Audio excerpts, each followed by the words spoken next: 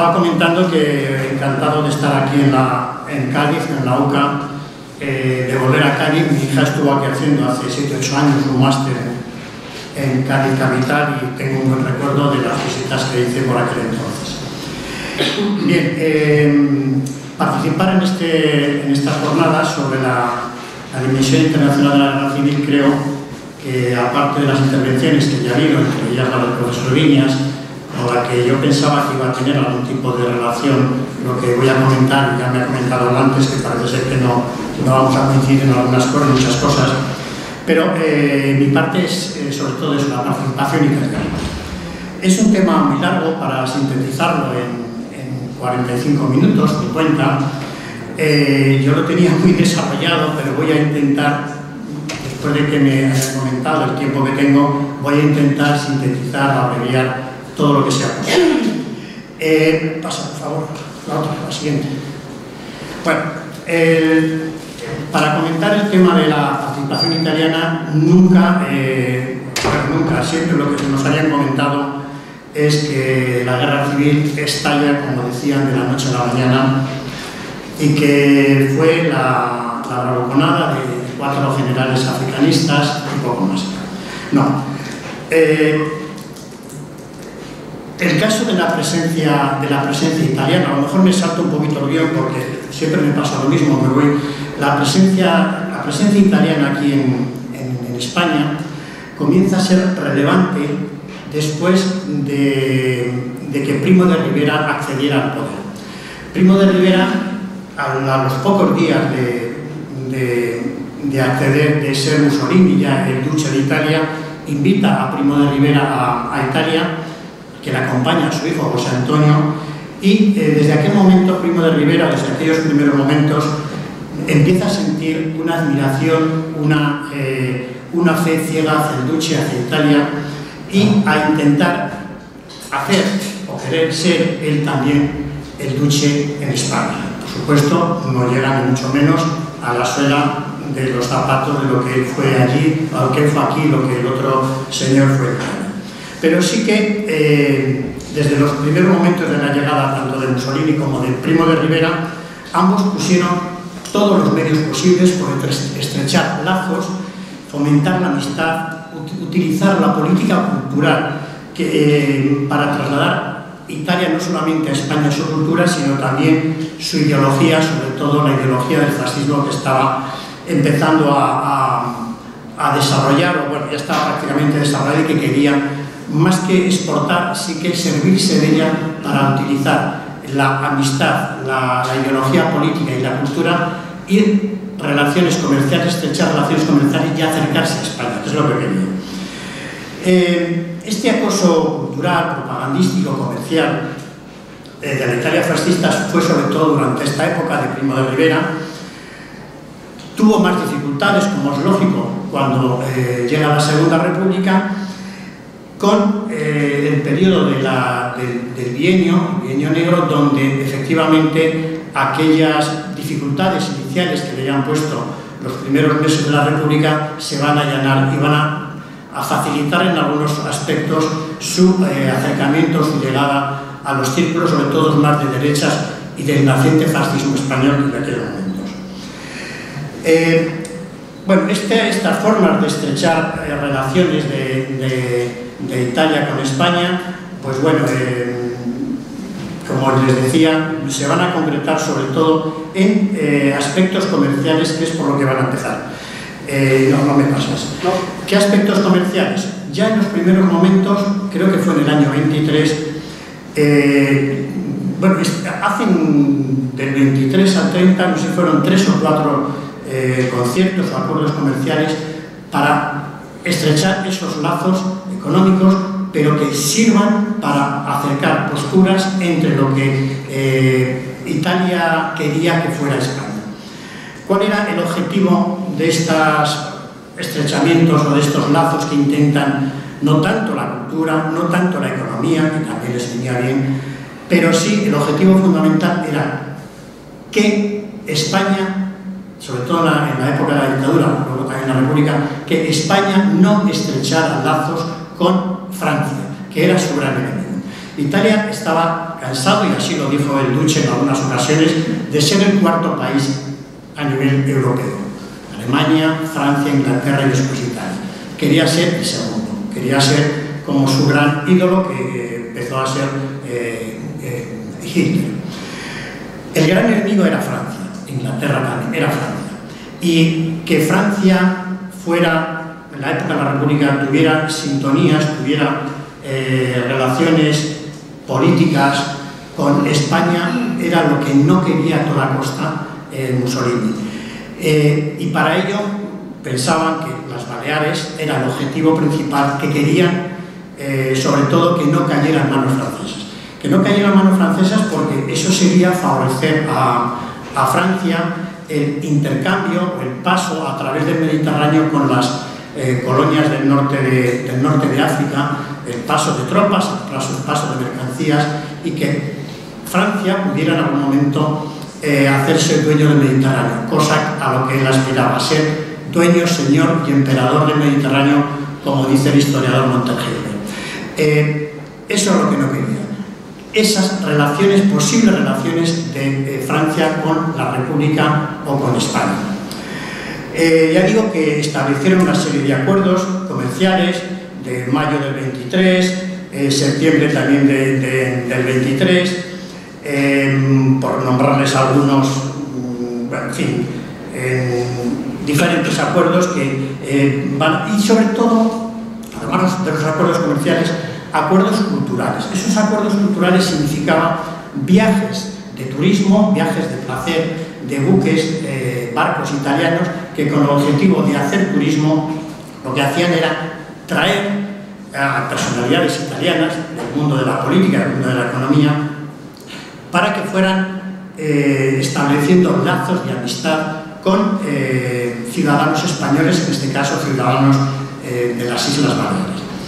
Hay diferentes viajes, hay diferentes momentos que, bueno, pues no sé si pues, sería conveniente que se los fuera recordando, pero además de estos viajes, la Liga Naval Italiana también establece Mallorca como el punto de referencia para acercar ciudadanos italianos, acuerdos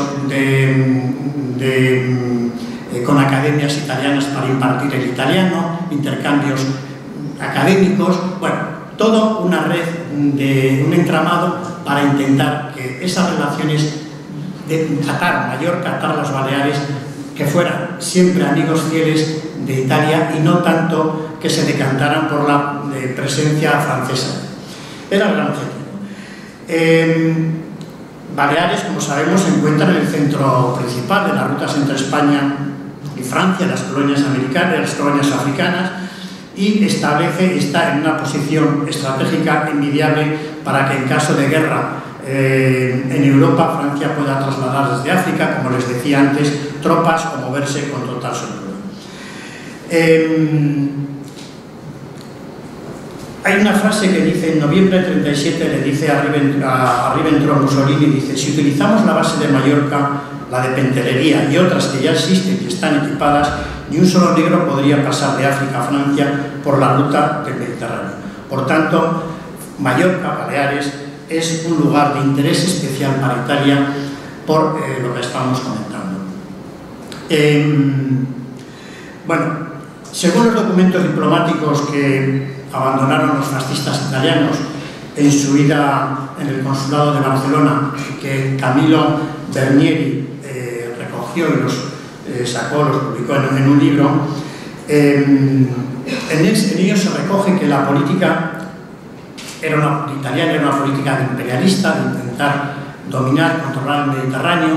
Habían conquistado Albania, estaban en el caso de Etiopía, tenían Libia al alcance, y España, pues además de esa importante labor frente a Francia, podía ser un lugar también importante para ese intento, ese control del Mediterráneo.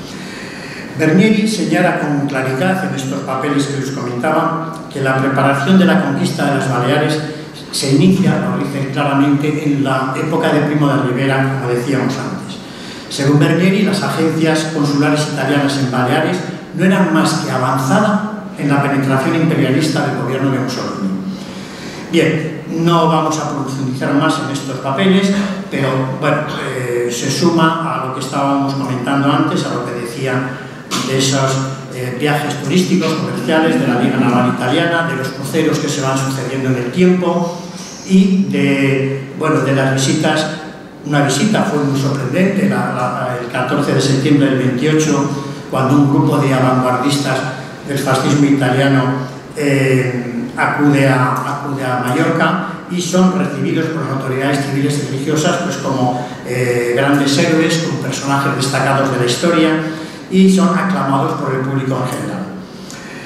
Bien, aparte de eso, la presencia de sumergibles, de submarinos, de barcos de la Armada italiana en torno a las Islas Baleares que están vigilantes para evitar que otro tipo de barcos o de actuaciones de países extranjeros pudieran afectar a sus intereses. ¿Pasas, por favor?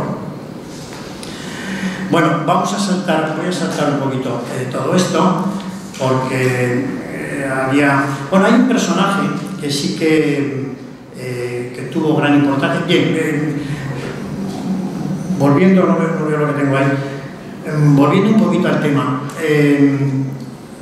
cuando se produce la sublevación militar, hubo un personaje que a los 4 o 5 días, creo que fue el día 25 o 26 de julio, aparece de pronto en la isla de Mallorca, que era el que denominaba Arconovando Bonacorsi, al que denominaban el conde Rossi.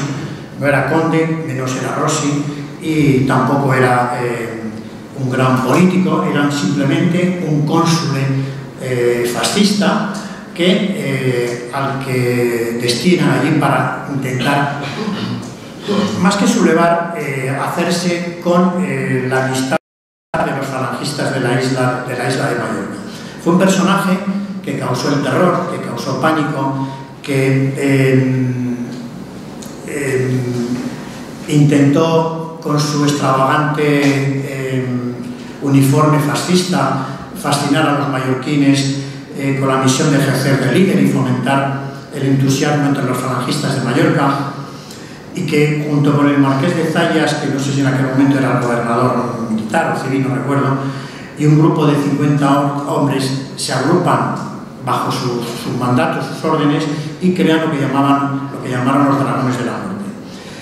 Ya digo que vestido con el uniforme negro fascista, con sus botas altas, la cruz blanca al cuello, cometieron una serie de excesos que el escritor católico George Bernanos, en su novela Grandes cementerios bajo la luna, recogía en algunas de sus frases que yo les voy a comentar ahora por comentarles algunas de las opiniones que este escritor, ya digo católico, tenía sobre lo que estaba viendo en el caso del Conde Rossi.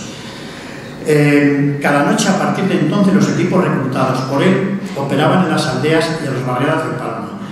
La primera fase de depuración duró 4 meses y el extranjero, primer responsable de estas matanzas, figuró siempre en la plaza de honor de todas las manifestaciones religiosas.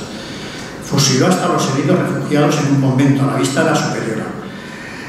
Bajo la dirección de un aventurero italiano llamado Rossi, la falange se convirtió en la política auxiliar del ejército, encargada sistemáticamente de los trabajos sucios. Cada noche, a partir de entonces, los equipos reclutados por él operaban en las aldeas y en las barriadas de Palma. En algún otro lugar pone también que le solía acompañar a veces el obispo de Palma de Mallorca, que creo que se llamaba, no recuerdo el nombre. Bien, quiero decir que bueno, se empezó a destacar en sus labores de represión. Pasa, por favor, pasa a la siguiente. Bien, comento rápidamente qué fue la misión Guariglia.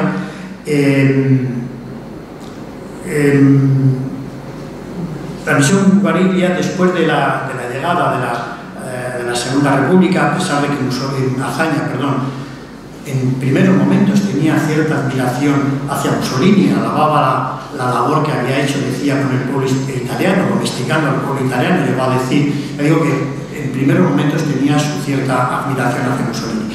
Pero más adelante, después del intento después de la sublevación del general Sanjurjo, aquella opinión que tenía lógicamente fue cambiando y las relaciones con Italia se fueron enturbiando. Para ello, Mussolini nombra a Raffaele Guariglia como embajador italiano en España a finales del 32, tras el fracaso del golpe de Estado de Sanjurjo, con la misión de impedir que la República se acercara más a Francia, por ese granero que comentábamos antes, y organizar las fuerzas de la oposición republicana. Y para ello tenía que poner buena cara, hacer ver al gobierno que eran amigos, pero por detrás tenía una misión, una tarea de intentar fomentar sublevación, sobre todo crear un clima, un caldo de cultivo de desencanto o de malestar contra la República. Y lógicamente lo fue consiguiendo. Guariglia encuentra en los nuevos grupos del naciente fascismo español el terreno adecuado para sembrar esa ideología, como era la Falange, las Juntas Defensivas Nacional Sindicalistas, la José Antonio Primo Rivera y Onésimo, y poco a poco inicia una campaña de propaganda que se empieza a extender por toda España, empezando sobre todo por los círculos sociales más influyentes. Bueno, no voy a entrar en las diferentes actuaciones que Guariglia tiene, pero sí que empieza a sembrar, a crear esas discordias, esas disensiones, esos malestar de grupos de derecha contra la República y además intentar fomentar esa sublevación militar que llegaría meses o años más tarde. Después de las elecciones del 33, y según el acta de la reunión celebrada en Roma el día 31 de marzo del 34, con Mussolini, justo después de las elecciones, los partidos de derecha, representados por Antonio Goicoechea como monárquico, dirigente de la Renovación Española, Antonio Lizarza, dirigente del Partido Navarro Carlista, Rafael Olazábal, dirigente tradicionalista, y el general Emilio Barrera, que había sido jefe del Estado Mayor del Ejército y que había participado en la intentona de Sanjurjo, acuden a Roma para ponerse a tener una entrevista con Mussolini para hablar sobre esa posible sublevación militar en España. Había fracasado la de Sanjurjo, pero la idea de sublevación, la idea de conspirar contra la República y de hacerse con el poder, de ganar por las armas, lo que lógicamente no estaban ganando por las urnas, intentan hacer. Bueno, en esa reunión que se firma, el acuerdo del 31 de marzo del 34 con Italo Balbo por parte italiana, Goicoechea, Lizarza, Olazábal y Barrera, como les decía antes, estos compromisos eran, les leo algunos de esos compromisos, donde se ve claramente que esa conspiración no había sido fruto de esos 4 generales africanistas que venían fraguándose tiempo atrás. España e Italia estipularán un tratado de neutralidad y amistad en el que se precisará que ambas potencias han de estar conformes en el mantenimiento de un statu quo del Mediterráneo y tal. Bueno, España e Italia estipularán un tratado comercial a fin de coordinar las zonas de exportación de ambos países. Bueno, un tratado comercial. Trámite previo a los precedentes acuerdos era la denuncia y rescisión de los tratados secretos franco-españoles. Esta era un miedo que tenía Italia de que hubiera un pacto secreto entre la República y Francia, de que en el caso de una contienda militar Francia se utilizara o se sirviera de España para eso. Era el gran miedo que tenía Mussolini. Italia se obliga a ayudar al nuevo gobierno español en el caso de la sublevación militar, reconociéndolo en cuanto sea posible. Bien, desde el primer día de la victoria electoral de febrero del 36, los militares, los oficiales reaccionarios, los monárquicos, comienzan ya a planear, a poner en práctica esa sublevación militar que había fracasado con Sanjurjo, que habían vuelto a replantear en el caso de la reunión con Italo Balbo y los personajes que les comentaba anteriormente. Y ya al día siguiente, el 17 de febrero, el general Godet trata de sublevar sin éxito a las tropas que estaban en el cuartel de la montaña. Al poco tiempo, a Franco lo destinan a Canarias, a Mola, como saben, a Navarra, que fue lo mejor que le pudieron hacer a Mola, porque Navarra es donde están esperando con los brazos abiertos los carlistas que se venían preparando ya también tiempo atrás venían entrenando a sus milicianos, a sus fuerzas paramilitares en las sierras navarras, en Andía, en Urbasa. Habían mandado ya estos carlistas soldados, requetés a Italia. En el acuerdo aquel del 34 que les comentaba antes, uno de lo que firman, de lo que es, aparte de una ayuda económica, que Italia se compromete a recibir soldados españoles, requetés españoles, para ir entrenándoles o preparándoles. Y efectivamente creo que fueron 14 o 15 expediciones de requetés navarros que se desplazan a la base de Furbara y luego a Lispoli para hacer un entrenamiento militar a cargo de los camisas negras italianos. Estos requetés luego vienen a España y en las zonas de Navarra entrenan a pequeños grupos de navarros, de carlistas, que son los que están ya dispuestos. En total se hablaba de unos 15.000. Estaban dispuestos, cuando Mola llega a Navarra, estaban dispuestos a ayudarle en el caso de la sublevación militar. Por tanto, a veces nos olvidamos un poquito de la intervención carlista, pero fue fundamental, ya digo, aparte del tráfico de armas que mantenían con el sur de Francia, fue fundamental. Yo creo que es un apartado que se nos olvida. Bueno, bien, la relación, por tanto, entre el carlismo y el gobierno de Mussolini en aquellos momentos fue también clave. Bueno, paso rápidamente por otros temas porque no tenemos tiempo, aunque se podrían profundizar más sobre ellos, pero el tiempo nos obliga un poquito. Pasa, por favor, creo que nos hemos saltado algunas diapositivas. O sea, bueno, no sé si me dejo algo de lo que hay, de lo que he comentado. Bueno, el compromiso de los conspiradores, bueno, la sublevación, como estamos ahora, el objetivo de derribar la República tras el fracaso. Bueno, yo creo que son temas.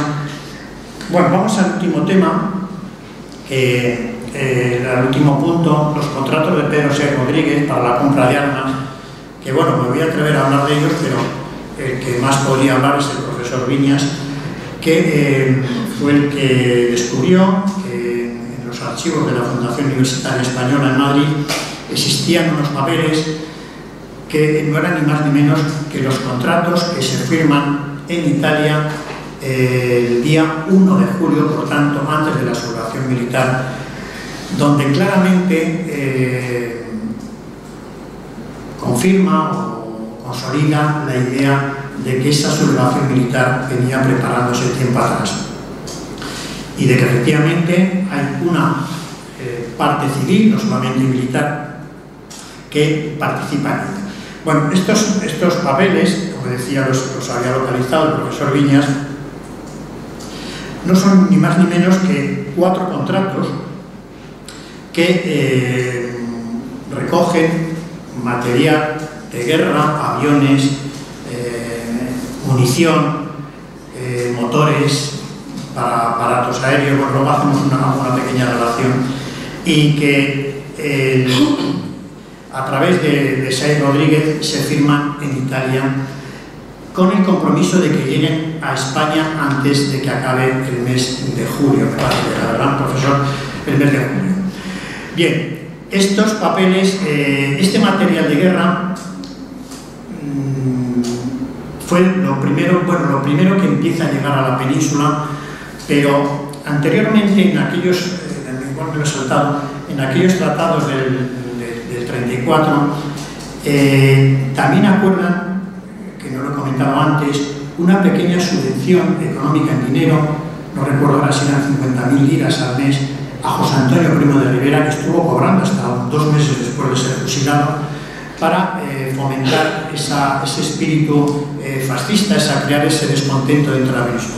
También en aquellos acuerdos se comprometen al envío de fusiles, creo que eran 10.000 fusiles, estamos hablando del 34, para esa posible sublevación militar.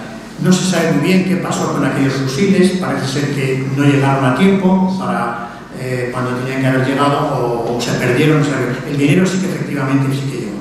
Bien, pues aparte de eso, lo que comentaba, estos contratos que Saiz Rodríguez firma en Italia y que ponen de acuerdo o ponen en evidencia que efectivamente esos acuerdos, conspiraciones se venían, como decíamos antes, hablando tiempo atrás. En estos vamos a ver, tengo aquí la relación del material, pero haceros una pequeña relación de, bueno, luego saldrá más adelante, pero bueno, fueron el material que empezó a llegar a la península. Después del golpe militar del día 18 de julio, el 19, el general Franco, en el mismo avión que le había trasladado el Dragón Rapid, envía a Luis Bolín a hablar con general Sanjurjo en Lisboa. Desde allí continúa el vuelo hacia Marsella y embarcó hacia Roma a pedir la ayuda militar italiana.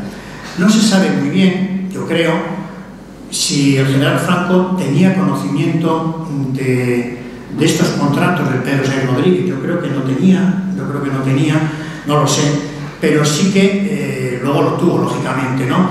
Digo esto porque cuando Luis Bolín llega a Italia a intentar hablar con el duce, no lo consigue, habla con el conde Chano y pide ayuda militar, recordando aquel pacto que habían firmado, aquel protocolo secreto del 34, y que en un principio Mussolini se niega a darle ayuda.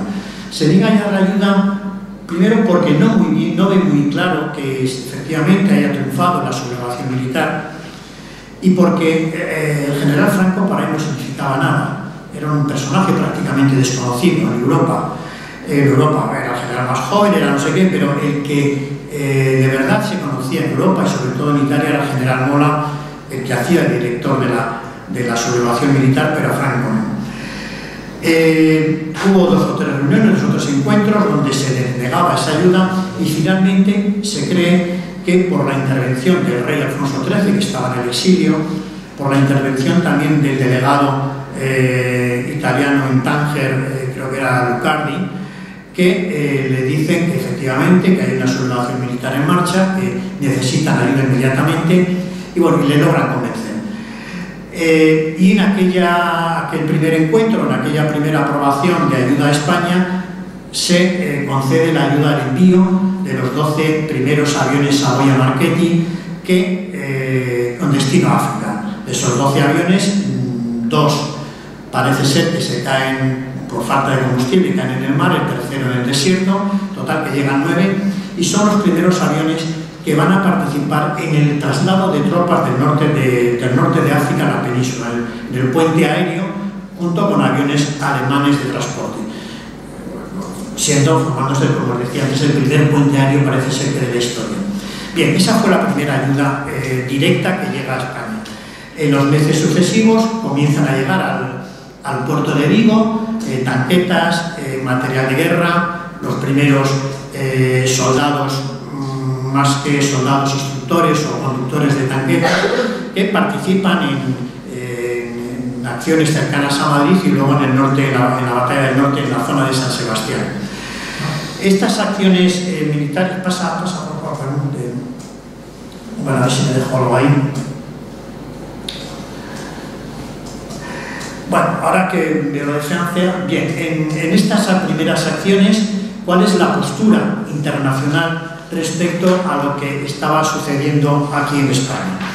En el caso, por ejemplo, de Francia, en los primeros momentos decide ayudar a la República, decide envía material a la República, pero el descontento interior que se genera en la opinión francesa tiene muy dividido al país. Blum intenta que aquello no vaya más y decide cortar esa ayuda italiana, esa ayuda francesa al general Franco. En el caso de Inglaterra, bueno, sucede un poquito de lo mismo. El gobierno inglés apoya lógicamente al gobierno legal español, al gobierno republicano, pero por detrás Inglaterra tiene muchos intereses aquí en España, en tal caso de Gibraltar también, y por un lado apoya, pero por el otro lado le retira la mano. Es lo que creo que es Enrique Moradillo le llama la pérfida Albión, ¿no? Sí pero no, y por tanto también se intenta mantener al margen. En el caso de la Unión Soviética, nadie temía que la Unión Soviética fuera a intervenir, ni Italia, ni Francia, y en un principio no hay ningún temor a que la Unión Soviética apoye directamente a la República. Bien, cuando Mussolini, lógicamente Mussolini tenía muy claro el apoyo de Hitler. Cuando Mussolini ve que Francia se ha retirado, que Inglaterra se queda ahí en tierra de nadie, que la Unión Soviética parece ser que tampoco va a reaccionar y que Alemania está al lado de los sublevados, es cuando Mussolini decide ayudar, decide colaborar. Siempre miraba de reojo a ver qué es lo que pasaba a su alrededor antes de tomar una decisión muy clara, y así lo hizo con España. Bien, esa ayuda que les comentaba se fue agrandando, se fue aumentando. En los primeros meses, ya digo, llega ayuda al puerto de Vigo. En los acuerdos que firman a principios del mes de diciembre del 36, en un protocolo en Roma, es donde Italia por fin se decide al envío de tropas. Al envío de tropas, que los primeros camisas negras, los 3.000 primeros camisas negras. El envío de tropas que Franco parece ser que nunca quería o nunca quiso que llegaran tropas italianas a España. Su ayuda, en un principio, luego le vino muy bien, su ayuda era de material de guerra, de aviones, de medios bélicos que le ayudaran al ejército español. Y Mussolini, que siempre actuó con cierta prepotencia, con cierta soberbia respecto a Franco, no le hizo caso a aquellas primeras ayudas de Franco, y lo que envió, además de material de guerra, como digo, fueron los 3.000 primeros camisas negras, que luego se fueron sumando a lo largo del mes de diciembre y el mes de enero, hasta ir completando. Yo creo que en el mes de febrero había ya en torno a los 18.000 soldados italianos aquí en España. Esos camisas negras, bueno, se crea una oficina en Roma, en el Ficho España, donde será el centro de reclutamiento de los que quieran venir a luchar a España. Se ha hablado mucho del tipo de gente, de soldados que se alistan como legionarios italianos. Había gente de todo. Había, dentro de estos primeros camisas negras, había auténticos soldados fascistas, auténticos militares o vanguardistas fascistas, que creían a corazón abierto lo que el fascismo decía en Francia. Los primeros pilotos que vienen son fascistas, porque son además de familias bastante adineradas y bastante bien aposentadas en Italia, y son fascistas de pura cepa. Pero junto a ellos hay otro tipo de gente muy variada, gente que viene pues, a ganarse la vida a España, porque en Italia la economía no va muy bollante.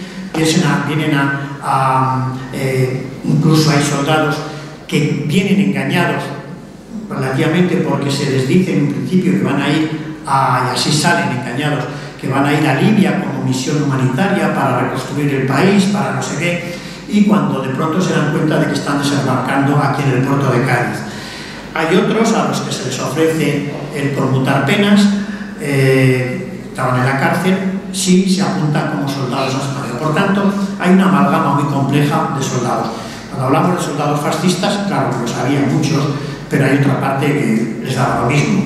Y de hecho, cuando surge lo de Guadalajara, pues a muchos de ellos les importa un comino el fascismo, les importa un comino luchar por España, luchar por Italia.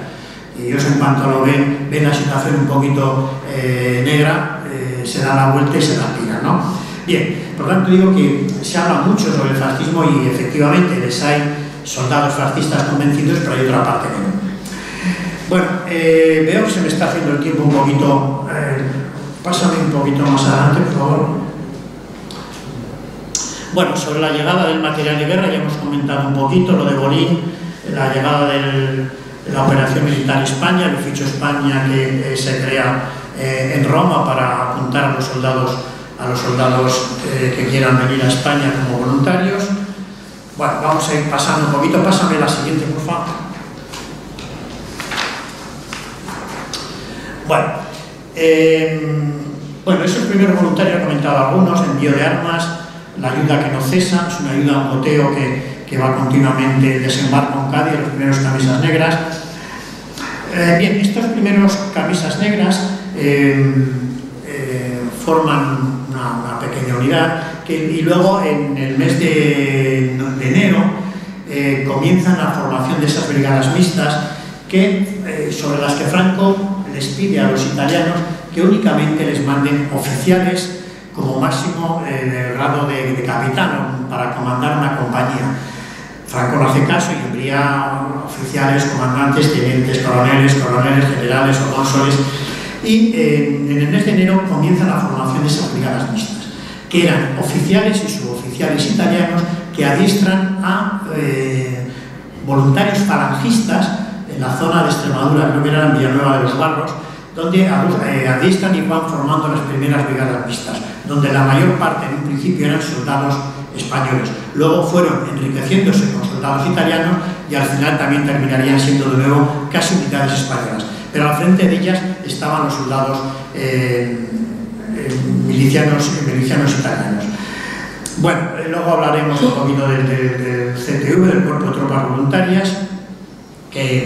Bueno, quiero comentar un poquito, pasa por favor, las principales acciones militares las que intervienen. La primera acción militar es la batalla de Málaga. La batalla de Málaga, que fue una batalla, a ver, siempre en todas las acciones militares de participación italiana casi siempre hubo un desacuerdo entre las propuestas de actuación militar italianas y las propuestas españolas, del general Franco, de Queipo de Llano, del que dirigiera la acción. Casi siempre nunca hubo un acuerdo y una concordancia. Digo en esto, como hubo en otros acuerdos, como hubo en casi... Porque claro, hablar de Franco y Mussolini parece ser que eran íntimos amigos, que iban a todos los sitios juntos y no. Hay un libro, bueno, ya lo tengo aquí, que yo he analizado las relaciones de Franco y Mussolini y que efectivamente rara vez coincidían. Bueno, en el caso de Málaga, la propuesta del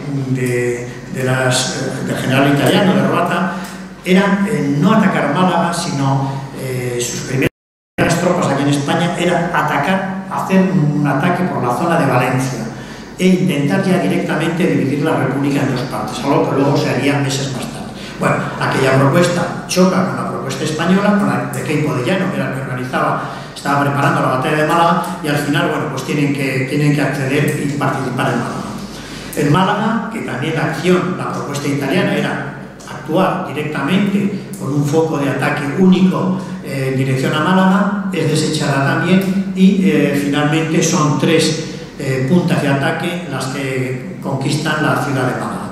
La ciudad de Málaga, conquistada por los italianos, que a las pocas horas de entrar en la ciudad entregan a los falangistas y se produce una situación de represión muy dura en la ciudad de Málaga, muy dura, aparte de la desbandada que vendría un poquito más tarde, con fusilamientos indiscriminados, bueno, lo típico, ¿no?, de cuando se ocupaba una ciudad.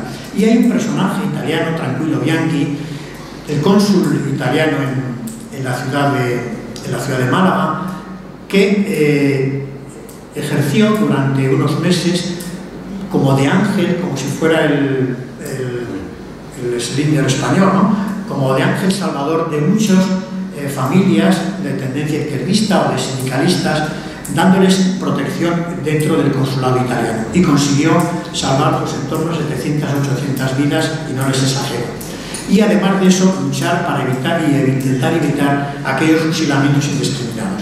Bueno, es una anécdota, porque ocurrió también en algún otro sitio, como luego en el País Vasco, con soldados italianos que no veían con buenos ojos lo que estaba sucediendo, la manera de actuar, la manera de reprimir a la población de las zonas que estaban conquistando. La siguiente batalla, bueno, tras el éxito de la campaña de Málaga, que fue un éxito engañoso, porque los italianos que venían aquí como señoritos, como un ejército fascista que nunca había sido derrotado, que contaba las acciones por victorias, cuando llegan a Málaga se encuentran con un ejército prácticamente 4 desarrapados que luchaban con lo que podían, con 4 voluntarios de izquierda, sus sindicalistas que luchaban como podían, lógicamente frente a la potente maquinaria italiana no tenían nada que hacer. Pero los italianos pensaron que, como se dice popularmente, que todo el monte era orégano, ¿no? Que toda España iba a ser lo mismo que había sido Málaga. Y no fue así. Cuando participa en la batalla de Guadalajara, otra batalla con la que no estaban de acuerdo los italianos porque tenían otras ideas, otras propuestas de ataque que no vamos a comentar ahora. En la batalla de Guadalajara constituyen ya el cuerpo de tropas voluntarias, el CTV que veíamos ahí antes, donde organizan 4 grandes divisiones, 3 de voluntarios de legionarios y una cuarta que son soldados del ejército, soldados del Regio Ejército italiano, y la cuestión de Málaga fue el gran fracaso italiano en España.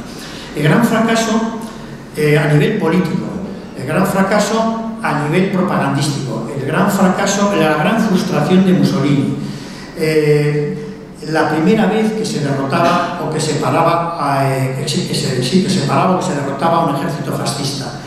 Aquello fue una herida en el corazón a Mussolini.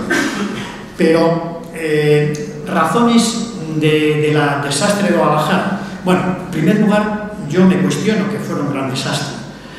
Me dirán, bueno, si todo el mundo conoce lo que pasó en Guadalajara, cómo corrían, ¿no? Cómo se escapaban, cómo huían, cómo les masacraban. Sí, fue cierto. Dieron la espalda, les importaba un comino lo que allí pasaba, fueron masacrados por la acción republicana, porque el terreno de campo, el terreno en el de combate de la Alcarria, en el que pensaban que era un terreno duro, firme, efectivamente lo era, pero coincidió con unas situaciones meteorológicas adversas, coincidió con un ejército popular que estaba recién organizado, con unos voluntarios brigadistas que se partían el corazón, venían precisamente a luchar contra el fascismo, y esa era la gran oportunidad que tenían, con soldados italianos garibaldinos que venían también a luchar en España contra lo que no podían luchar en Italia, era la gran ocasión. Bueno, pues estas cosas, más la mala intendencia italiana, más el no poder actuar la aviación porque estaban embarrados los campos que utilizaba la aviación nacional, bueno, con otra serie de factores que podríamos analizar, pero no quiero extenderme, fue el gran fracaso de... Pero a nivel militar, como les quería decir, el frente se alargó, se adentró en terreno republicano unos 20 o 30 kilómetros.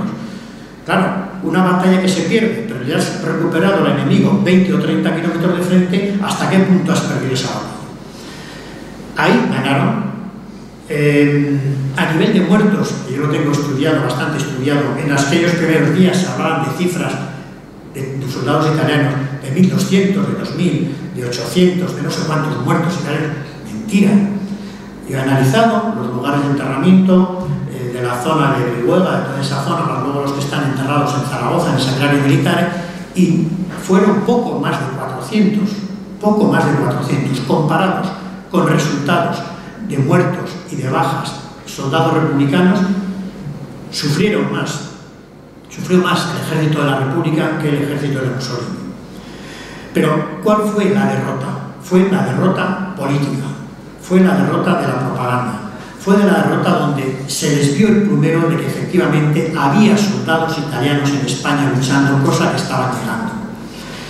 Y esas imágenes que vemos de los aviones masacrando a las columnas motorizadas italianas causaron mucho daño y era la prima esconfita del fascismo, ¿no? La primera derrota, la primera vez que se detenía a un ejército italiano, a un ejército fascista, y eso fue el gran daño que le hizo a Mussolini. Bueno, no vamos a entrar aquí porque me estoy liando.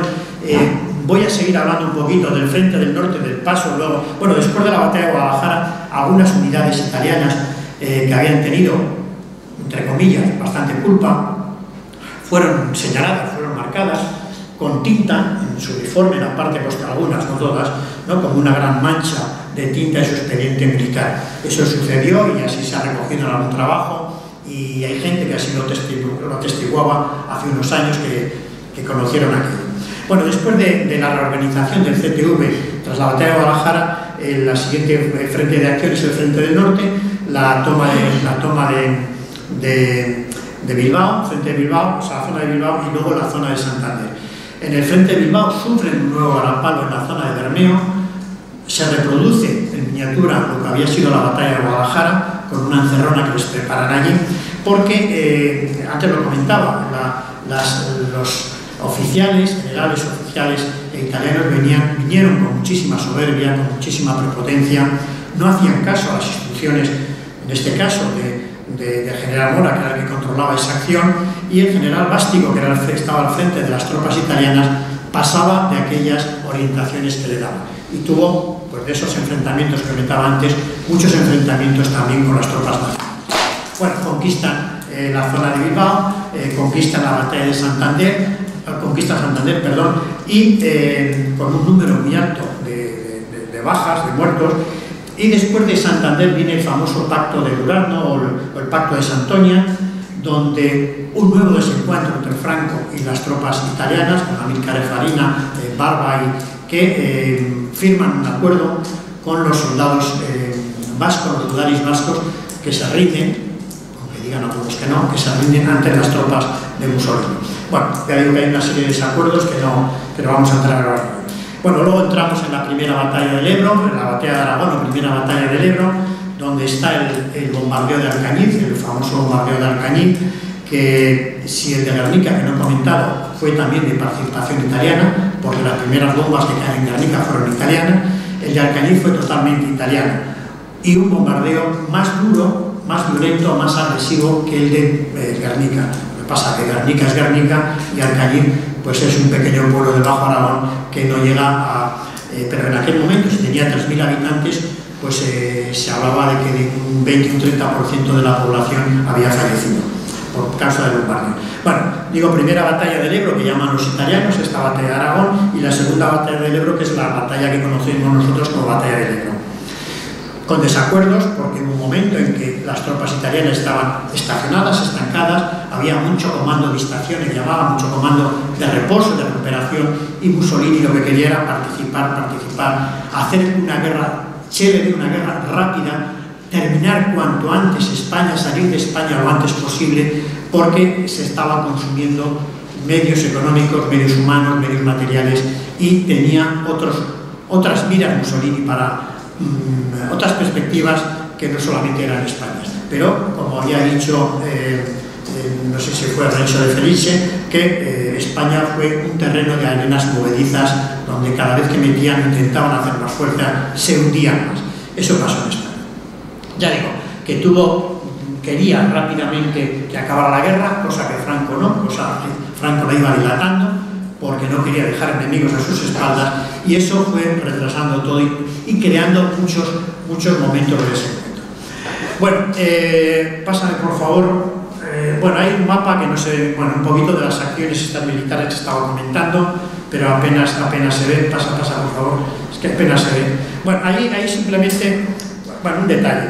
Este es la operación Sudebro, la batalla del Sudebro, que no me lo vuelvas tanto, si no lo veo. Vale, ya, ahí, bueno, un poco para que vean cuál es la organización militar de los diferentes divisiones que participan en la batalla del Sudebro, que se conoce como batalla de Aragón. Bueno, es un mapa que localicé en un archivo italiano y está perfectamente dibujado esas 4 grandes cuerpos del ejército. La que está de verde es el cuerpo italiano, y aquí a la derecha pues el detalle de ese cuerpo italiano. Ya digo que es una diapositiva muy interesante, pero bueno, no vamos a profundizar. Pasa por favor. Bueno, más acciones de estas que comentaba antes, de mapas italianos, que no vamos a entrar tampoco en detalle porque habría mucho que comentar. Sí, sigue pasando. Bueno, esta en concreto, si no veo mal desde aquí, son las operaciones de la batalla de Aragón, o Sudebro, que les comentaba antes, por días, los avances que iban experimentando día a día, y se señala también la ciudad de Alcañiz. Sí, pasa por favor. Bueno, igual, más el caso del Frente de Levante, otro de los frentes de actuación. En el Frente de Levante ocurrió también lo mismo. Después de haber roto el territorio republicano, de haber llegado a Vinaròs, lo lógico y la pretensión de los italianos, pero que ya, porque Guadalajara significó un punto y aparte para la intervención de Duce en España. Lo lógico hubiera sido que hubieran roto el frente, hubieran roto el territorio republicano y hubieran subido hacia Valencia, hacia Cataluña, perdón, explotando el éxito del momento y prácticamente acabar con la República en Cataluña. Ese hubiera sido el plan, pero Franco se empeñó en bajar hacia Valencia, perdió mucho tiempo, perdió muchos medios y otro de los encontronazos con el CTV, con los soldados italianos fue también por esta situación.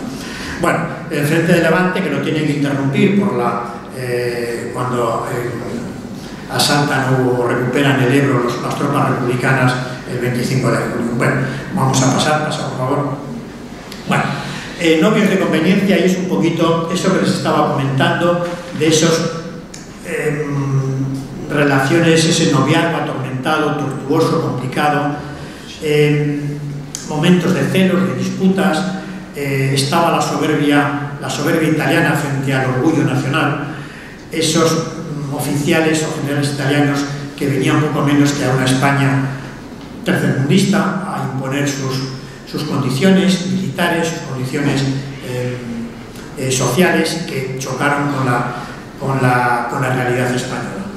Ya digo que, bueno, pues ellos califican a los soldados españoles de ineptitud militar, en fin, les acusan de muchas cosas, que es verdad que en algunas partes, en algunos momentos, la obstinación de Franco luchaba o se enfrentaba con las pretensiones más realistas de los italianos. Eso fue cierto. Bueno, vamos a pasar un poquito de esto. Voy a comentar otro tema, pasa por favor, que es un tema para algunos desconocido, que es el contrabando de Mussolini con la República. Bueno, a la vez que se enviaban soldados italianos a España, a la vez que en total se hablan en torno a 80.000 soldados italianos, entre soldados profesionales y legionarios, bueno, a la vez que se movían y morían aquí en España, Mussolini estaba enviando ayuda al gobierno de la República, con un contrabando de materiales que ahora les comento y que, claro, bueno, ocurre en todas las guerras, o casi todas, ¿no? Por un lado decimos una cosa y por otro estamos haciendo otra. Pero aquí en este caso había soldados en medio. O sea, no es decir, yo apoyo a Ucrania, apoyo esta, pero estoy no, al revés, estoy por... Bueno, pero es que en este caso había soldados en medio.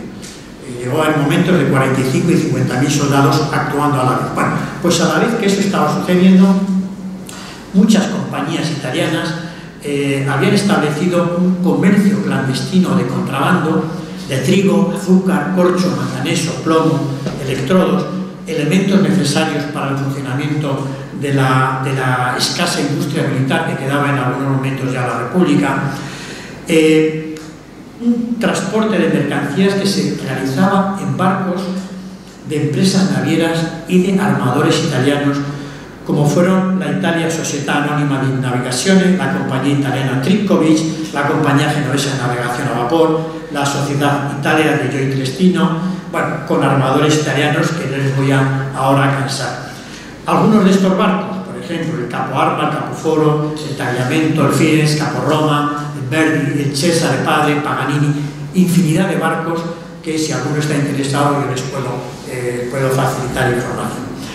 ¿De dónde venía o de dónde partía ese comercio ilegal, ese comercio de contrabando? Utilizaron diferentes rutas. Una, que era la ruta del grano, que tenía su origen en las zonas del Danubio y Mar Negro. Y otras partían desde la misma Italia, desde Génova, con lo cual no era un comercio tan clandestino. Yo creo que de esto se enteraban. Hay infinidad de barcos que hacían este traslado. Y participaban además empresas y sociedades, muchas de la Italia del Duce, entre las que se cortaban la manufactura del corcho Astron, por decirles alguna, un montón de compañías italianas, alguna francesa, y que traficaban con estos bienes que en aquel momento, sobre todo en los años en que la República les escaseaba la alimentación alimentación, les escaseaba la industria porque habían ocupado ya el norte, porque se les estaba prácticamente acorralando la zona de Cataluña. Bueno, en los momentos de más necesidad fue cuando llegó este. Era un comercio que llegaba normalmente a Marsella, a veces a Palamós, a Marsella, de Marsella por tren se trasladaba, como les comentaba, a Palamós. Y ahí pues había una serie de personajes que, un personaje, Boladell, que entre otros, que se encargaban de controlar ese comercio y derivarlo a zonas de Barcelona o a zonas más industriales para luego repartirlo o distribuirlo por allí. Ya digo que ahí hubo toda una agencia de personajes, de agentes que se dedicaban a controlar o a distribuir luego lo que llegaba desde Marsella a Cataluña. Bueno, el misterio, la clandestinidad, todo eso pues se lo pueden imaginar en un mercado clandestino. Bueno, y quiero terminar porque veo que se me está haciendo el pago. Pasa, por favor. Bueno, después de la guerra no vamos a comentar, vamos a comentar el pago de la deuda y la general de Mussolini. Bueno, el pago de la deuda italiana. Perdona, tenemos 20 minutos. 20 minutos, vale, termino ahora mismo. 20 minutos, ¿tienes tiempo? 20 minutos, está bien. Vale. El pago de la deuda italiana. Claro, la deuda italiana, en los primeros momentos, hay un personaje, que creo que no he nombrado hasta ahora, que fue el que se hizo cargo en Mallorca y luego a nivel nacional del pago de las primeras deudas del gobierno de los sublevados con Mussolini, que fue el gran pirata del Mediterráneo, el empresario de la sublevación militar, Juan March. Juan March, que se había hecho rico, bueno, vamos a decir ahora cómo se había hecho rico, pero fue el que paga las primeras ayudas, gran parte del contrabando de armas que entra por el sur de Francia para los carlistas que comentaba antes, lo ha pagado él también. Bueno, totalmente entregado a su sublevación. Bueno, pues aparte de eso, aparte de que en el caso de Mallorca también se hace, en otros lugares, se hacen recolectas de dinero, de joyas para intentar ayudar a los sublevados, el pago de la deuda se fue estableciendo a lo largo de la guerra y hubo muchas formas de pago, ¿no? Desde con minerales, luego se crea una forma de acabar con aquella deuda que creo que termina en el año 67, después de la rebaja de Mussolini de en torno a un 40%, creo que fueron unos 9.000 y pico millones de liras y se queda en 5.000, lo que España tiene o debe todavía a Italia, pero ya digo, después de una condenación de la deuda de en torno a un 40%. Una condenación de la deuda que fue una condenación fagaz, mentirosa, porque claro, yo sí te perdono este dinero, pero tú a cambio me tienes que dar qué. ¿Y qué es lo que le dio España en los primeros años del franquismo a Italia? Pues le dio el que se establecieran aquí importantes empresas italianas, compañías aseguradoras,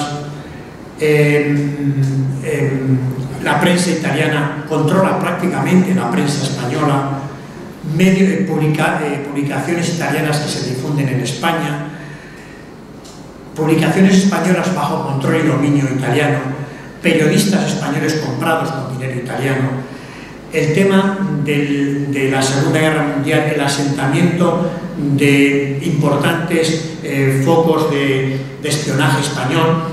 Aquí en Cádiz tenemos el buque Olterra, ¿no? Con los famosos mayales proyectiles que disparaban a los buques ingleses de Gibraltar, la Villa Carmela, también aquí en Cádiz, desde donde se controlaba prácticamente el espionaje español en torno a la Segunda Guerra Mundial, por la posibilidad de Gibraltar, por la posibilidad del Estrecho, en fin, toda esa serie de espías, soldados militares que se quedan en España, en principio para asesorar a los soldados españoles, pero era un control prácticamente de cierta parte del ejército, la utilización de bases españolas y de puertos españoles en la Segunda Guerra Mundial.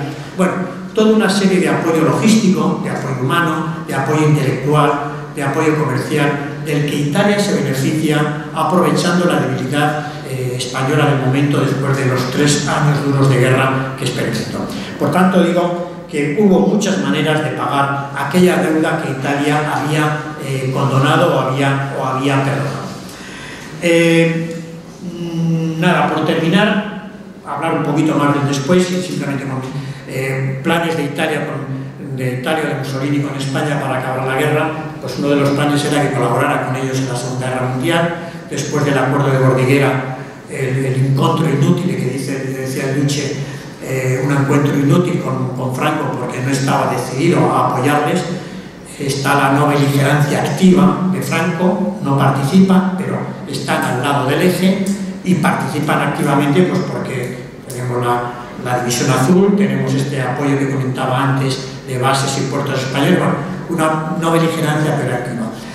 Estaba también el intento de fascistizar la nueva política española, y hubo un intento muy serio que fue el que asentar en España una monarquía italiana, de la Casa de Saboya.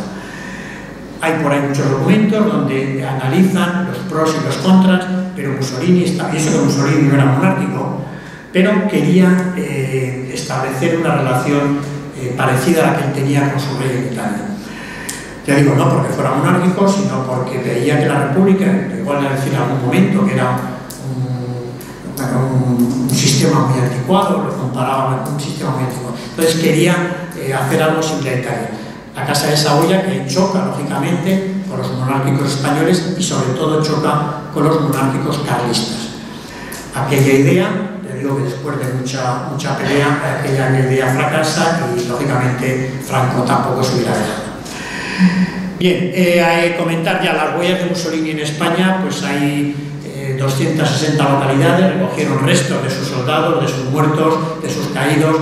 No queda ningún cementerio ya en España italiano, salvo las Islas Baleares, Mahón, Ciudadela, donde hay pilotos de la aviación italiana, y ahora están de los 4.100 más o menos que mueren en España, en Zaragoza, en el Sacrario Militar, una torre que ahora se va a restaurar, hay enterrados en torno a 2.800 soldados italianos.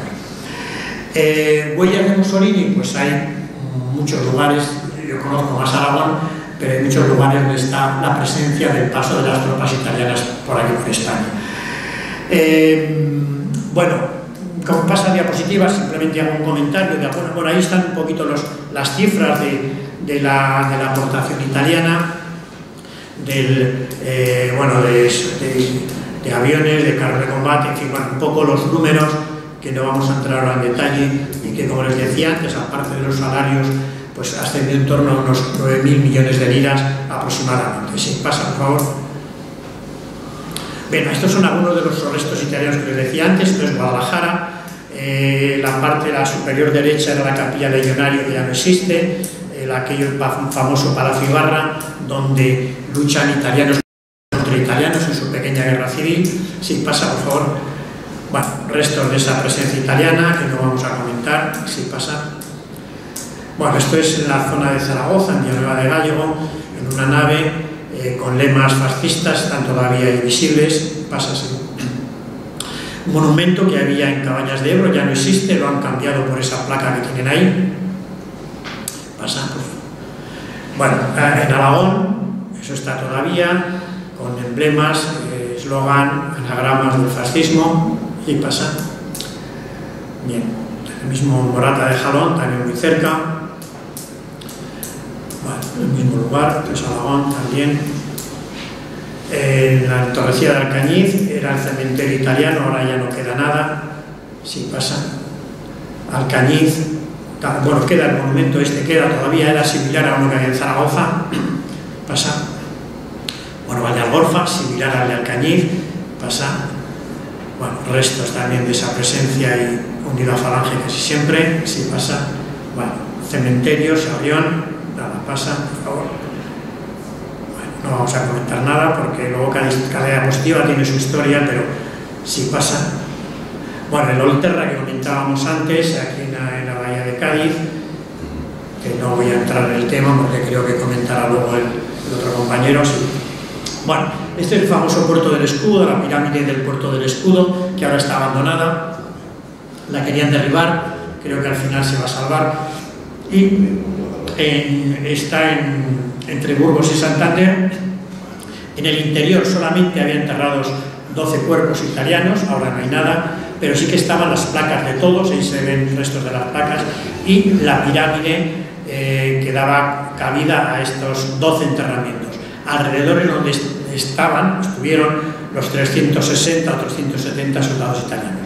Una cuestión sobre la pirámide, si se fijan, en la puerta está enmarcada por una M, la M de Mussolini.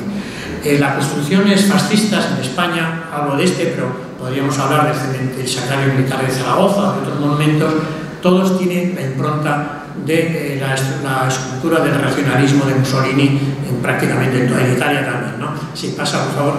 Bueno, este es el Sacrario Militar de Zaragoza, que, bueno, ahora se va a hacer una remodelación, pero bien, todos los años se hace una fiesta, una fiesta. Se celebra el día 2 de noviembre el homenaje a los caídos, hasta el año antes de la pandemia, donde el cónsul decidió cortar el acto porque se había convertido en algo que le odiaba al gobierno italiano, odiaba al embajador o el cónsul en el que estuviera presente, se convertía en un acto de neofascistas, cantando el Cara al Sole, el Giovinezza y otros cantos que en Italia no lo hubieran consentido, en Alemania menos, y que aquí, pues por prudencia o por no sé por qué, se les consentía, y llegó el cónsul que hay ahora, el vicecónsul, y dijo que aquello no se podía consentir y cortó el acto. Era una misa, se hacía una deposición de coronas y demás, y bueno, allí, yo que llevo yendo muchos años, se ha visto de todo, ¿no? Ya digo que lleva ya 4 años que afortunadamente no se hace la misa, pero no se hace el acto. Bueno, y con esto quiero terminar porque me he entretenido demasiado, me he ido muy corriendo, muy deprisa, hay muchos temas para tratar, pero bueno, no quería entretenerles más. Gracias por su presencia y si hay alguna pregunta y la sé responder, pues aquí estoy. Sí, dime.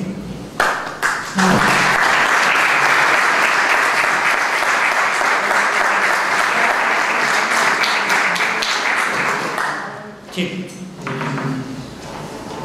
Se habla de la incompetencia de las tropas italianas en la Guerra Civil Española, como también se demostró en la Segunda Guerra Mundial, parecía que eran las tropas menos preparadas. ¿Es verdad que eran quizá menos preparadas o era más bien incompetencia de sus mandos? Bueno, mira, en Málaga no se puede hablar ni competencia ni competencia porque fue un paseo militar, tuvieron 150 muertos, ¿no? Pero bueno, Málaga fue un caso aparte. Pero el caso de Guadalajara fue donde efectivamente se puso de manifiesto que eran tropas muy mal preparadas, muy mal equipadas. Algún autor recoge que se guiaban incluso con las guías Michelin para hacer los desplazamientos por carretera, cosa que luego no sucedería, como hemos visto en esos mapas expuestos por ahí. Pero claro, siempre se pone como paradigma Málaga. Málaga, el ejército prácticamente no se había asentado todavía en España, iba mal uniformado porque pensaban que el Alcarria era lo mismo que Málaga, que iban a tener ahí 27 grados y no fue así. No contaban con el ejército de la República, que ya era un ejército popular, no eran 4 desarrapados como en Málaga, y eso sí, contaban con unos medios mecanizados muy potentes, muy poderosos. Su tipo de guerra, la guerra célere, era una guerra de acción directa, y luego sus tropas, bueno, con un relevo de unidades que en Guadalajara no pudo suceder.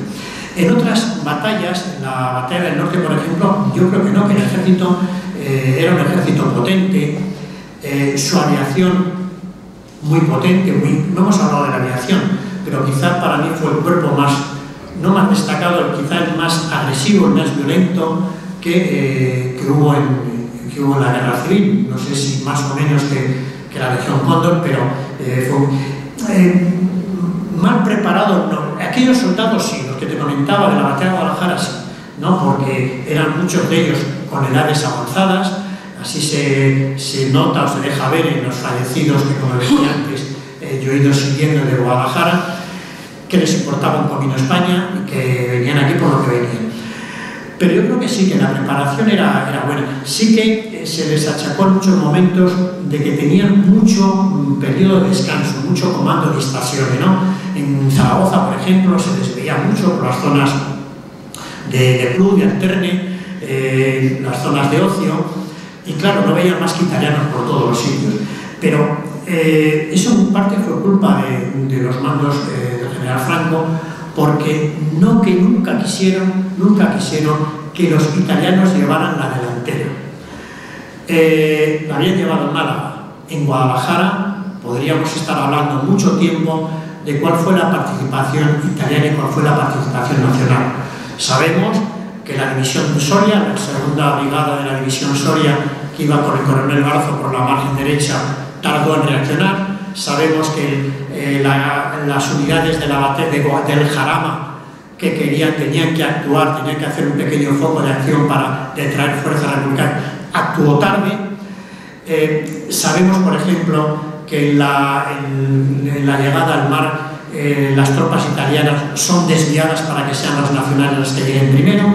Sabemos que en Cataluña evitan que sean los italianos que iban delante los que entren a Barcelona.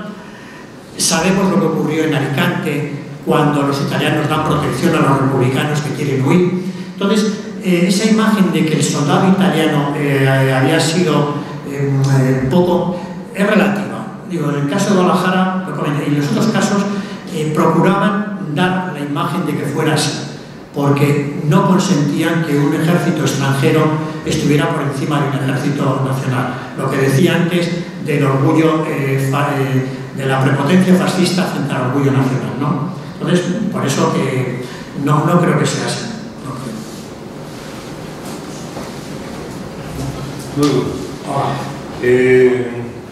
Mi pregunta solo es si está cuantificado el total de participación en cuanto a fuerza militar en números, porque han manifestado que en el mes de febrero alrededor de unos 16.000.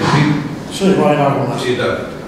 Hay que tener en cuenta que empieza la operación en diciembre con los desembarcos en Cádiz, que el puerto de Cádiz es insuficiente, tienen que hacer... Cádiz y Sevilla también utilizan Sevilla. De Huelva desembarco, que en principio por las imágenes que se ofrecen, me imagino que conocerá la del nodo que apareció en la fundación, donde viene la toma de Málaga, y estamos hablando de un ejército a todos los efectos, es decir, con su artillería pesada, con sus camiones y tal, que en la toma de Málaga hay batallas relacionadas con el frente de Zafarrayas, que es la que intenta cubrir, donde Roata es herido, y que después, cuando se habla de Guadalajara como primera derrota, ocurre una derrota justo en la altura de Motril, cuando después de ocupar Málaga, la ciudad sin dar ningún tiro, que obligó a que el Borbón, que venía con las tropas mercenarias magrebíes por la costa,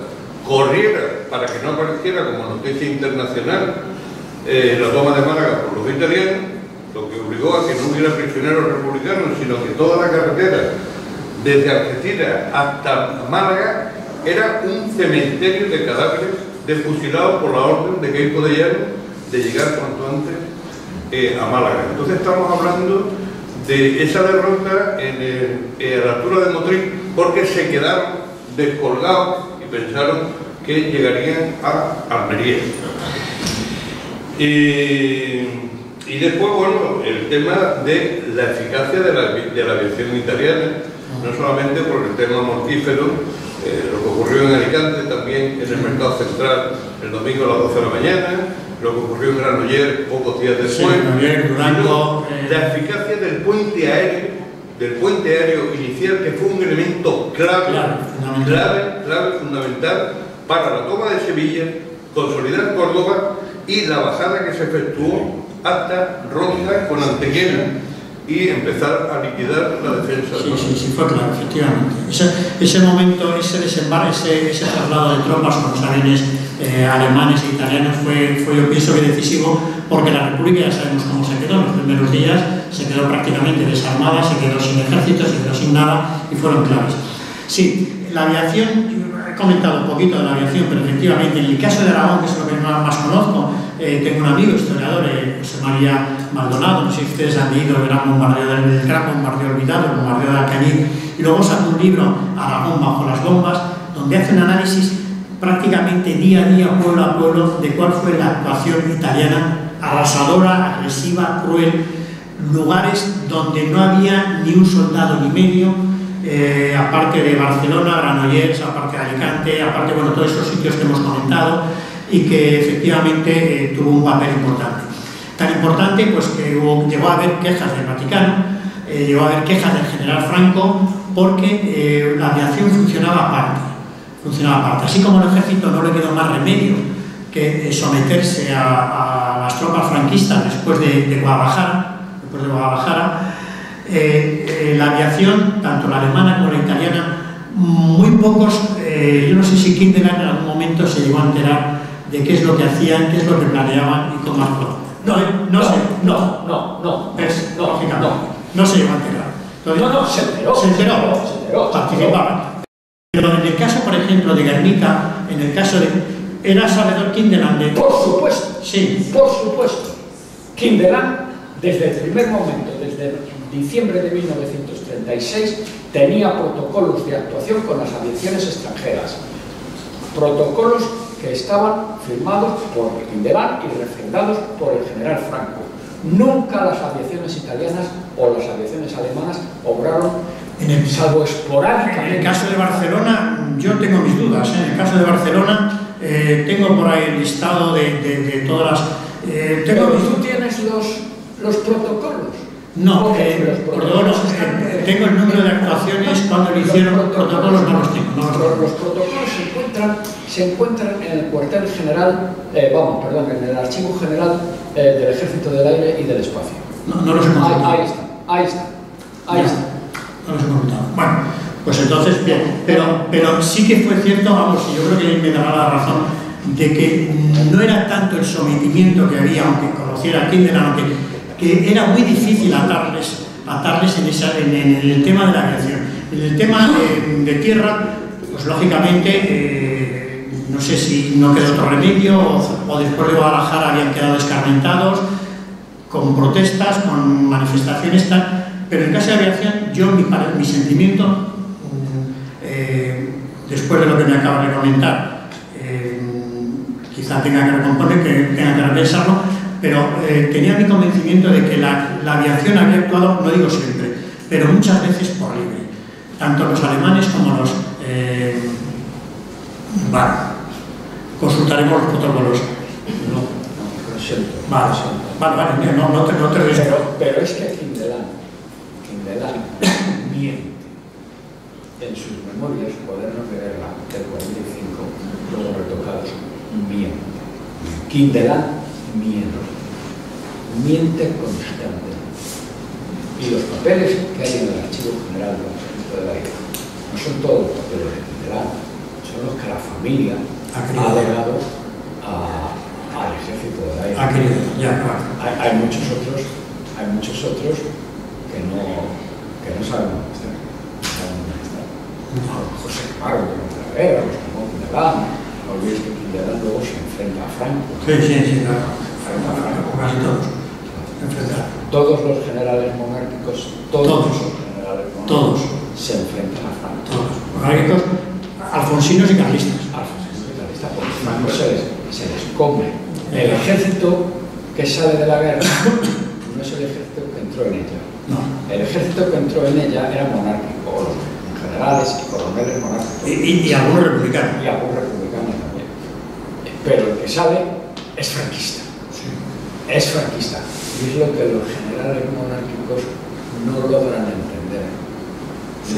Sí, como para meter lo que comentaba yo antes, como para meter una monarquía italiana, que fueron intentos de Mussolini. Ya entonces hubiera sido aquello, hubiera explotado. Pues bien, yo comprendo que esto a la dictadura pues no le gustó, ¿no? Que te diga, no todos los papeles están en los archivos. No. Pero hay bastante. Y antes hablábamos de los de la Fundación Francisco Franco. Sabemos lo que hay, pero no lo podemos ver. Sí, gracias. Esto es triste, pero es así. Sí. Yo quería hacer una pregunta. Yo no sé si lo he leído o lo he escuchado aquí en una edición anterior del seminario, hará unos años, que Me ha surgido esta pregunta a raíz de lo que has comentado de ese ángel Schindler en Málaga que salvó la vida de tantas personas. Lo que yo tengo escuchado es que la bestialidad, la matanza tan horrorosa que provocaban las tropas fascistas o franquistas sublevadas en cada pueblo de Andalucía, en cada pueblo de Extremadura, llegó a estremecer incluso a Mussolini, y que esa matanza sin papeles, sin causa judicial, sin 60.000 personas en Andalucía asesinadas, que fue el propio Mussolini el que habló con Franco y le dijo: hay que darle esto, esta salvajada no puedes hacerla, tienes que darle una pátina de legalidad a esto por lo menos. Y a partir de ahí es cuando surgen los procesos sumarísimos de urgencia del año 37. ¿Esto es cierto, esta influencia italiana? ¿O es... Creo que, a ver, no sé, no te puedo contestar con certeza, pero lo de Málaga fue cierto, ¿no? Y llegaron efectivamente protestas del gobierno italiano por lo que este hombre estaba denunciando. Es que además en Málaga ocurrió, estaba tranquilo bien aquí, pero tenía una lucha interna con el cónsul que había en Sevilla, que era todo lo contrario. Ese decía de fusilar a todo el mundo y que... Entonces hubo un enfrentamiento entre ellos, pero lógicamente el que utilizó la base o las oficinas, lo que tuviera el consulado de Málaga, fue Tranquilo Bianchi, fue el que... Pero italiano era también el de Sevilla y era al contrario, ese cargarse a todo el mundo y llevárselo por delante. Y no sé qué otra cosa comentar. Sí, hablando de esto, por ejemplo, el caso de la rendición de los budarios vascos, intervino la Iglesia, intervino el Vaticano, al margen del general Franco, por lo menos lo que yo conozco, y por lo que luego el general Franco manifestó su protesta y su malestar, porque había intervenido el general Bástico por su cuenta, había intervenido y no habían contado con él. Es cierto que los vascos prefirieron rendirse a los soldados italianos antes que caer en manos nacionales. ¿Por qué sería? Por lo que estamos comentando. Era más fácil garantizar la vida cayendo en manos de soldados italianos que cayendo en manos de nacionales. Porque la política, la táctica que utilizaban era la que dicen en Italia, la de terra bruciata, tierra quemada. O sea, yo conquisto, pero no dejo detrás ni una miga ni una hierba que me pueda hacer cosquillas. Entonces, claro, dejar en el País Vasco, no sé si fueron 8 batallones los que, o 20 y tantos batallones que se rinden, y perdonarles la vida, porque era lo que se recogía en el tratado, permitir que salieran al exilio el que quisieran. Bueno, las condiciones en las que se firma el tratado del Pacto de San Antonio, el Tratado de Durazno, se llama de las dos maneras, era ese. Entonces, lógicamente, había un miedo tremendo preferían caer en manos italianas que caer en manos... Y eso que tampoco eran... me acabo de acordar ahora mismo, cuando en la retirada finales, momentos finales de la República, la retirada por Cataluña hacia el exilio, hubo una expresión, bueno, llevaban los republicanos, llevaban a prisioneros, soldados italianos prisioneros, entre otros, pero estoy acordando ahora de la expedición en la que iba el obispo, el padre Polanco, en la que iba Sánchez Mazas, en la que iban, que con la idea no se sabe si de hacer intercambios o de qué. Bueno, pues hay una expresión, no se recuerdo ahora quién la dijo, pero en el diario del Conde Chano está recogida, que no sé quién dijo la expresión, pero está en el diario del Conde Chano, que decía: "I morti no raccontano la historia", los muertos no cuentan la historia. ¿Qué quería decir? Fusilarlos a todos antes de que pasen por Figueras, que pasen por el... Entonces, bueno, no se sabe muy bien, hay dudas, a lo mejor el profesor Viña sabe algo más que yo, hay dudas de quiénes fueron los que fusilaron precisamente en, no recuerdo cómo se llama, bueno, al lado de Figueras, a varias expediciones de prisioneros italianos, entre ellos bueno, italianos y no italianos. Digo italianos porque hay uno, Antonio Calea, al que estoy ahora haciendo el seguimiento, que aparece allí, aparece una fotografía. Por fin la familia lo ha encontrado, o sea, ha encontrado, tiene pistas de lo que, porque no sabían qué era. Bueno, a lo que iba, no se sabe muy bien quién fusiló a aquellos prisioneros que llevaban los republicanos en la retirada. No se sabe. Dicen que fueron los republicanos porque no querían llevar un lastre con ellos, que querían intercambiarlos con prisioneros. No se sabe. Hay una duda a raíz de esta frase que comentaba de que los muertos no cuentan la historia, de que por qué vamos a tener que salvar a unos soldados fascistas que se han rendido en Guadalajara, porque eran soldados de Guadalajara, prisioneros de Guadalajara. Entonces, claro, era un deshonor intercambiar soldados, salvar la vida de unos soldados que no habían dejado su vida por Italia. Entonces, bueno, ahí está la duda, ¿no? Ahí está. ¿Alguna pregunta más? Estamos en tiempo, no todavía. Si quieres comentar algo más, está... Bueno, comentar un poco, pues bueno, hacer el balance general de que el golpe militar no se prepara 4 días antes, que había una preparación previa, había un acercamiento de Italia, recordando un poquito, había un acercamiento de Italia en la época de la dictadura de Primo de Rivera, porque el objetivo de Italia era hacerse con las Baleares frente a una posible actuación de Inglaterra.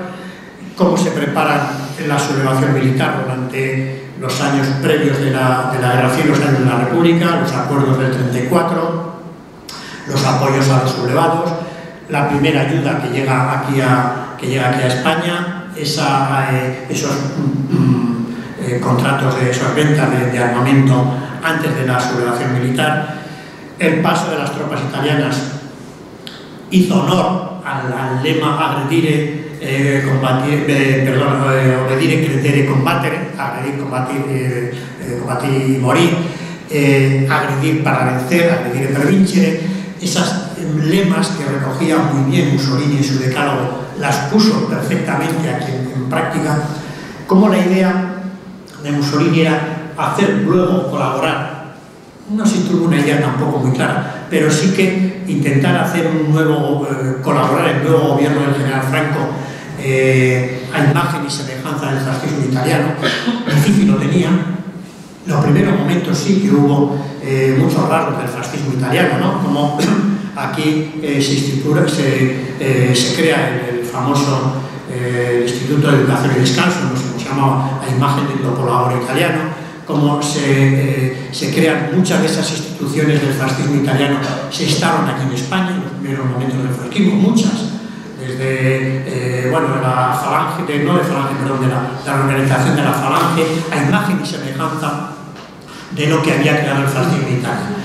Ese intento de fascistizar España, primero con Guariglia, pero luego en los años inmediatos a la Guerra Civil, se ve prácticamente frustrado cuando Mussolini pierde la Segunda Guerra Mundial, cuando Franco se ve perfectamente cómo Franco va haciendo un pequeño giro, un pequeño cambio de chaqueta a medida que va perdiendo el eje, van perdiendo batallas, van perdiendo la Segunda Guerra Mundial, cómo esa amistad tan entrañable que les unía con Hitler y con Mussolini, poco a poco va cambiando, le va dando la espalda poco a poco, porque Franco pues era astuto y sabía lo que le esperaba cuando se perdió la Segunda Guerra Mundial. A partir del año 43 lo tuvo muy claro, ¿no?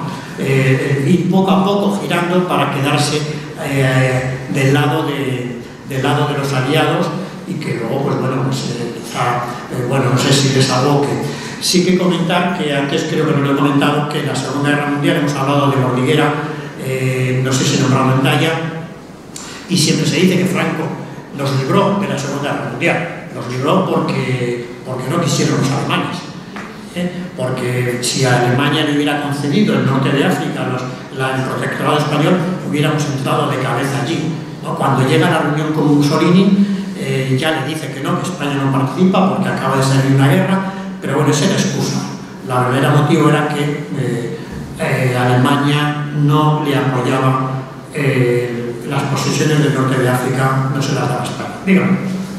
En relación con esto que acaba de decir, ¿cuál es si se puede saber la relación entre Sanjurjo y los monárquicos y Italia, ¿no? Esa idea, y luego la sublevación real que hay, ¿no? Que ya no está Sanjurjo, o sea, ya el jefe no va a ser Sanjurjo. Y Franco, mola, pero Franco no coge esto hasta octubre. Ahí hay un momento en donde nadie sabe por dónde va a salir. Entonces, ¿hasta qué punto hay una continuidad entre ese apoyo italiano a los monárquicos y Sanjurjo y lo que luego realmente ocurre? O sea, ¿hasta qué punto el régimen que sale es realmente consecuencia o qué parte tiene de la primitiva idea italiana, digamos? Sí, antes he comentado que después de la intentona de Sanjurjo, en la reunión aquella que hubo en Italia en marzo del 34, había ido precisamente un representante monárquico, Goicoechea, había ido Lezábal, había ido Barrera, un militar.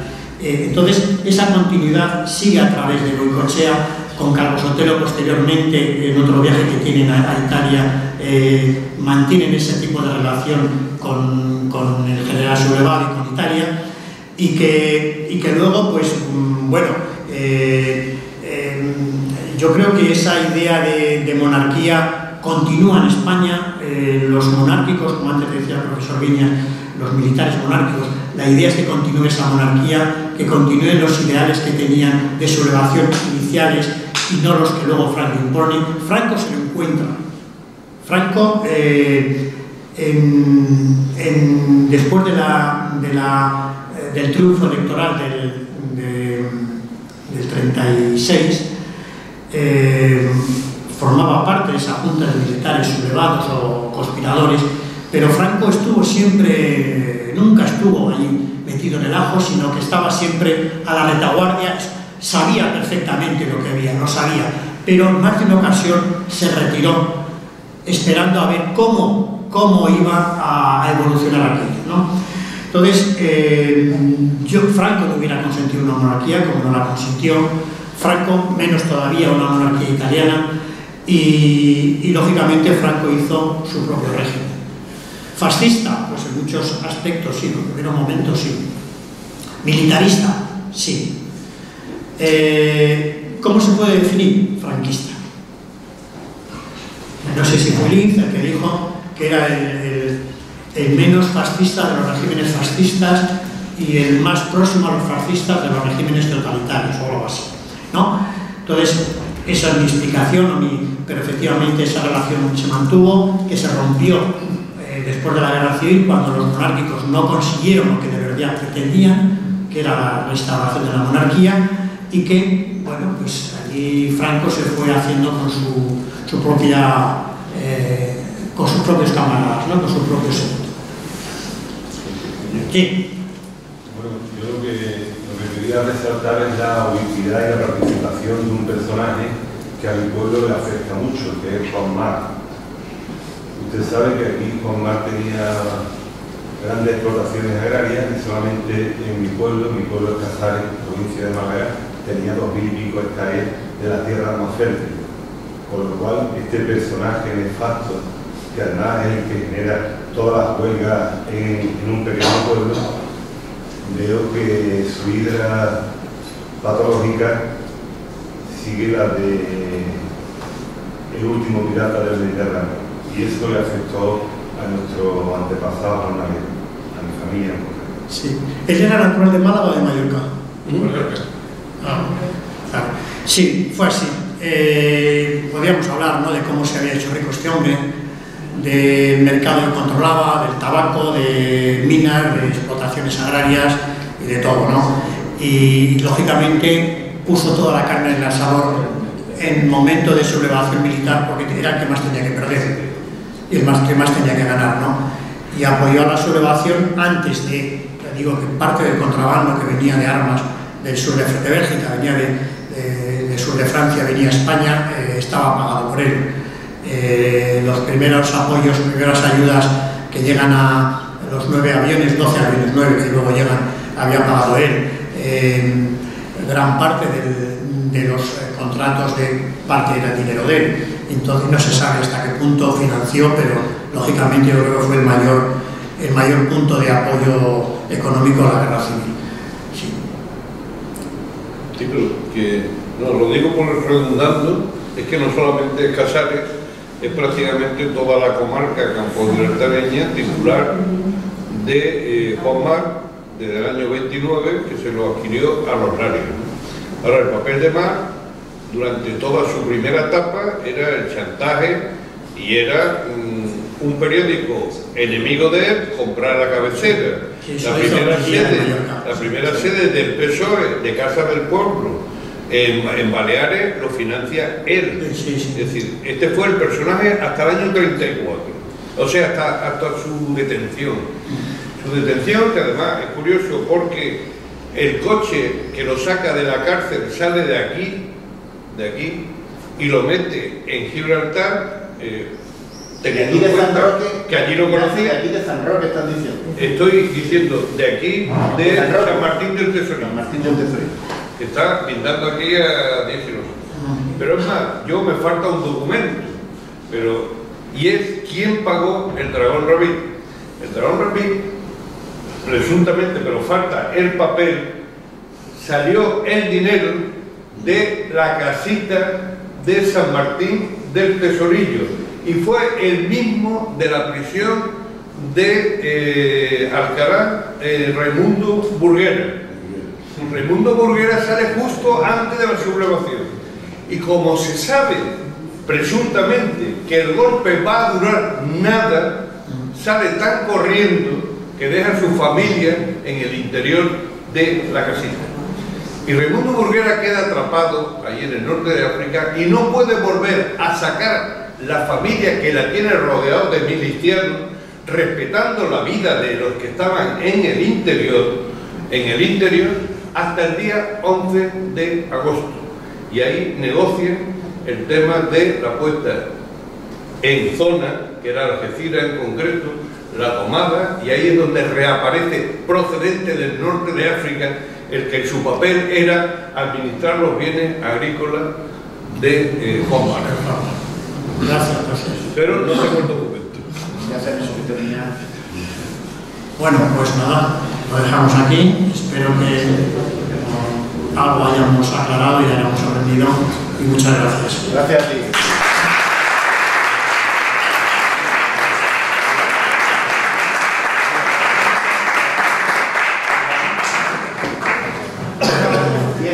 Un cuarto de hora y comenzamos la segunda. Aquí está el... Muy interesante. No, desconocía ese tema.